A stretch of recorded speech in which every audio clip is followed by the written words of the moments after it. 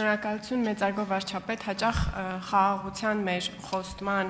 մասին խոսելիս դուք հողում կատարում եք կառավարության ծրագրին եւ անշուշտ այնտեղ այդ խոստումը բյուրեղացած է որպես ամենամեծ հանձնառություն, սակայն ես շատ լավ հիշում եմ 2021 թվականի մեր քարոզարշավը եւ այն երկու խոստումները, որոնք մենք մեր ժողովրդին տվել ենք, դրանցից մեկը իսկապես խաղաղության օրակարգն է եղել, այլ բան, որ կառավարության ծրագրում այդ խաղաղության օրակարգը արդեն առանց բայցերի էր, քարոզարշավի ժամանակ քաղաքացիների հետ շփումների արդյունքում, նաև ինչպես դուք եք շեշտում, քաղաքացիների կողմից այդ օրակարգը հավանության արժանացնելու ավելի նույնիսկ ձևավորելու տեսանկյունից մեր մյուս խոստումը, իմիջիայլոց այդ քարոզարշավի ժամանակ է նաև որ դուք առաջին անգամ իմ հիշողության մեջ խոսել եք Հայաստանի մասին որպես այն ավետյաց երկիրը, որտեղ կաթումեղր է հոսում։ Երկրորդ խոստումը, որ այդ քարոզարշավի ժամանակ մենք տվել ենք, եղել է պողպատե մանդատը եւ Հայաստանում կարգուկանոնի հաստատումը։ Իմ տպավորությամբ վերջին շրջանում մեր քաղաքացիները գրեթե չեմ լսում, չեմ տեսնում, որպեսզի արտաբերեն վերջ թավիշին արտահայտությունը, իմ տպավորությամբ նաև այդ խոստումն է իրագործված, եւ ուզում եմ ձեզ հարցնել, եթե փորձենք մեր հաջորդ մանդատը, որը մեր ժողովրդից խնդրում ենք, մի որևէ կերպ բնորոշենք, ինչպես այն կանվանեք, ճիշտ ասած, մեր խոսույթից ինձ մոտ տպավորություն է ստեղծում, որ կարելի է այդ մանդատը անվանել օրինակ սովորական մանդատ, որովհետև իսկապես մենք նորմալության մի դարաշրջան ենք մտել խաղաղության հետ զուգահեռ, կարելի է նույնիսկ նաև անվանել սահմանադրական մանդատ, որովհետև այնուամենայնիվ որոշակի կարևորագույն օրակարգեր ունենք, որոնք պետք է առաքենք, այսպես ասած, մեր հաջորդ, եթե ընտրվենք իհարկե, հաջորդ մանդատի շրջանակներում։ Գիտեք, ես միանշանակ այդ մանդատը կանվանեի խաղաղության մանդատ, որովհետև գիտեք, նախորդող շրջանում ես մեր կուսակցության համաժողովում էլ ասացի, եկեք ի վերջո խոստովանենք, որ 2021 թվականի մեր նախընտրական ծրագիրը եղել է միջին վիճակագրական պսևդո-դաշնակցական նախընտրական ծրագիր։ Եվ մենք այդ ծրագրով գնացել ենք ժողովրդի մոտ, եւ ժողովրդի այդ ծրագիրը մի կողմ ա դրել, եւ մեզ ավանդել է ուրիշ օրակարգ։ Եվ մենք այստեղ նրբությունն է, որ մենք հենց ժողովրդից սերող քաղաքական մեծամասնություն ենք։ Մենք պորտալարով կապված ենք ժողովրդի հետ, մենք չենք կարող այդ պատգամը չլսել։ Եվ այս սոցիալ-հոգեբանական փոփոխությունը, որի մասին ես ասում եմ, դա ժողովուրդն արել, պատվիրել, մենք էլ իրականացրել ենք։ Եվ մենք այդ առաջիկա մանդատը, մենք մեր կարգախոսը տեր կանգնիր խաղաղությանը, եւ պետքա ժողովուրդը խաղաղության մանդատին տեր կանգնի եւ այն ի կատարում հանձնի քաղաքացիական պայմանագիր կուսակցությունը, որովհետեւ տեսեք, ես նոր ինչ էինք խոսում, երբ որ կա խաղաղություն, մնացած թոշակն էլ կա, առողջության ապահովագրությունն էլ կա, պողպատե մանդատն էլ կա, իմիջիայլոց այդ բանը չի նկատվում այդ կապերը, որովհետև էլի եմ ասում, երբ որ էսկալացիոն տրամաբանություններ կա, այնուամենայնիվ առաջին, երկրորդ, երրորդ, չորրորդ, հինգերորդ, վեցերորդ տեղում օրակարգի այդ հարցերն են, այն մյուս հարցերը իրենց կարևորությունը խամրում է, հասկանալիորեն եւ ընդունելիորեն, որովհետև առավել եւս այն պայմաններով, երբ որ հազար ու մի ներքին եւ արտաքին կապեր կան, որոնք ինչ որ ազդեցություններ կարող են ընդհանուր իրադրության վրա ունենալ։ Խաղաղությունը ամեն ինչ է, եւ խաղաղությունը սովորական դարձնելու մանդատն է այդ մանդատը, որ մենք հաջորդ հնգամյա շրջանում արդեն իհարկե սկզբի հատվածում մենք գործողություններ կունենանք անելու, ինչի մասին խոսեցի, խաղաղության համաձայնագիրը ստորագրել, վավերացնել, թրիփ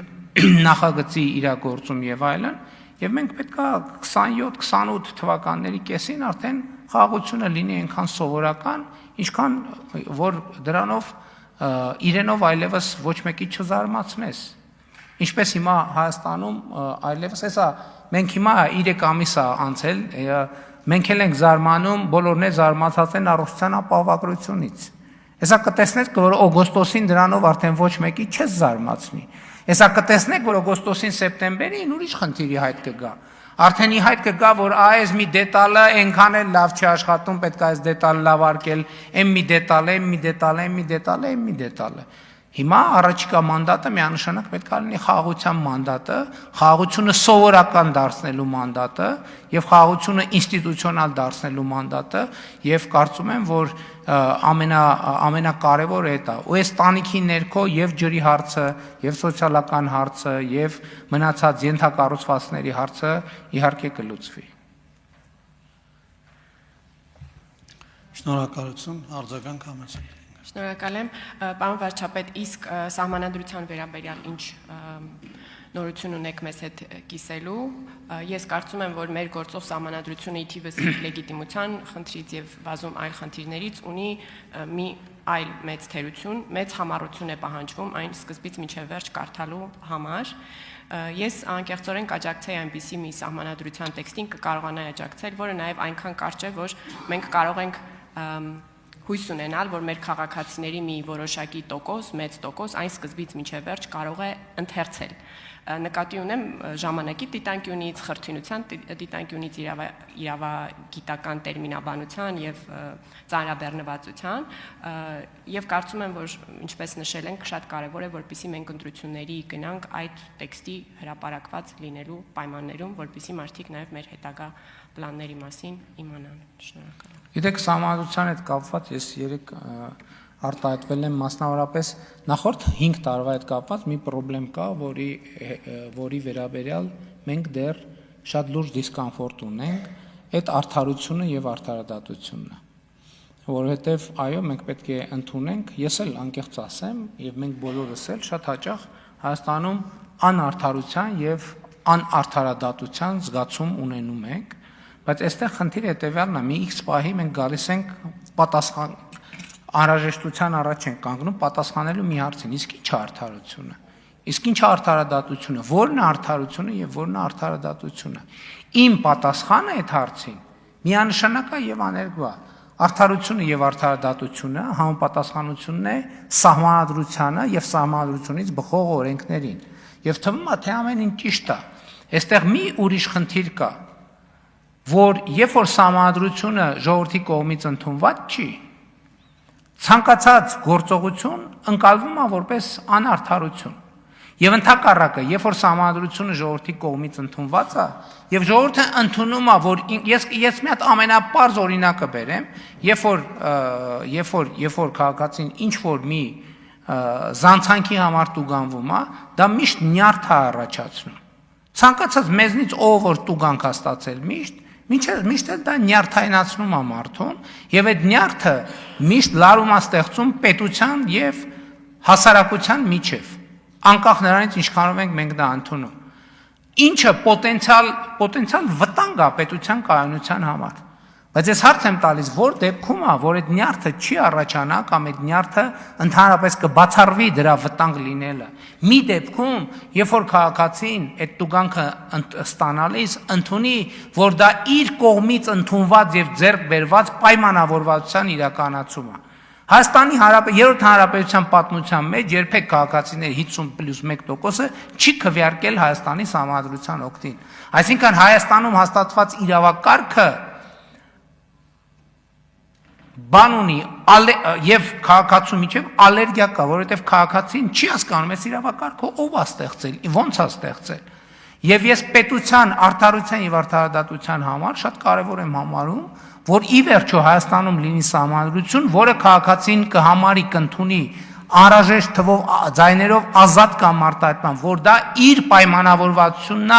իր պետության ներսում ապրելու եւ ուրիշ քաղաքացիների եւ պետական եւ տեղական ինքնակառավարման մարմինների հետ հարաբերությունների կանոնների եւ ավելին մեզ ծայրահեղ անհրաժեշտ է երթվյալ ատենակալների ինստիտուտի ներդրումը, որը առանց սահմանադրական փոփոխության հնարավոր չի։ Որովհետև ես մի անգամ առիթ ունեցել եմ, նախկինում ինչքան խոսել ենք երթվյալ ատենակալների մասին, ասում են դե գիտեք ինչ փոքր երկիր է, մեկը մյուսին ճանաչում են, բարեկամ, բայց չհասկացա, այդ ոնց է քննիչի համար փոքր երկիր չի, դատախազի համար փոքր երկիր չի, դատավորի համար փոքր երկիր չի, հենց բանը հասնում է քաղաքացու համար երկիր միանգամից փոքրանում է։ Ոչ, այսօր մենք արդարադատության ոլորտում ունենք լուրջ խնդիրներ։ Եվ ես երեք փափուկ ասեցի, բայց կարամ ավելի պինդ ասեմ, որ մենք այո, գործ ունենք, մենք գործ ունենք Շատ ոլորտներում մենք մաֆիայի դեմ ենք պայքարում եւ այդ մաֆիան իր մետաստազները ունի բոլոր տեղերում։ Այդ մաֆիան իր մետաստազները ունի ազգային ժողովում, կառավարությունում, դատարաններում, դատախազությունում, քննչական մարմիններում, ոստիկանությունում, բոլոր տեղերում։ Եվ մենք պետք է այդ բանից վիրահատական ճանապարհներով արդեն այսքան բանը քիմիոթերապիան այլևս էֆեկտ չի տալի։ Մեզ պետք է վիրահատական ճանապարհներով լուծել այդ թվում արդարադատության հարցը։ Հերիքա բանի ժողովրդի ներվերը ինչքան կարելի է քայքայել։ Ինչքան կարելի է քայքայել։ Ասենք մի կենտրոնից կառավարության բուծած բանի ես էլ եմ ասում ալա բանի Սերժ Սարգսյանը, Ռոբերտ Քոչարյանը արդարադատությունը հիմա ինքը իրան վերարտադրում է։ Պետք է այդ վերարտադրության բանը կտրել, մետաստազը կտրել ընդհանրապես եւ այդ բանը, այդ քաղցկեղը հեռացնել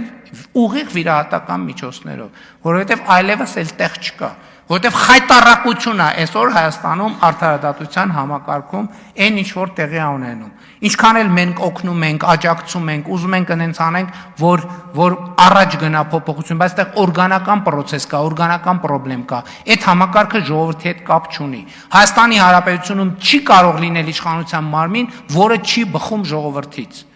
Այսօր փաստա որ արդարադատության համակարգը ժողովրդից չի բխում։ Եվ Հայաստանում պետք է ունենալ այնպիսի արդարադատության համակարգ, որը բխի ժողովրդից։ Սա լինելու է բացարձակ առաջնահերթություն ջրի խաղաղության հետ մեկտեղ։ Բայց էլ եմ ասում, ինչի միջև հիմա մենք սա չենք արել, որովհետև դա առանց սահմանադրական փոփոխությունների հնարավոր չի։ Դա հնարավոր է միայն սահմանադրության փոփոխություններով, եւ մենք դա պետք է անենք։ Կներեք, նոր սահմանադրությամբ ընդունվա։ Սահմանադրության փոփոխություններով էլ հնարավոր չի։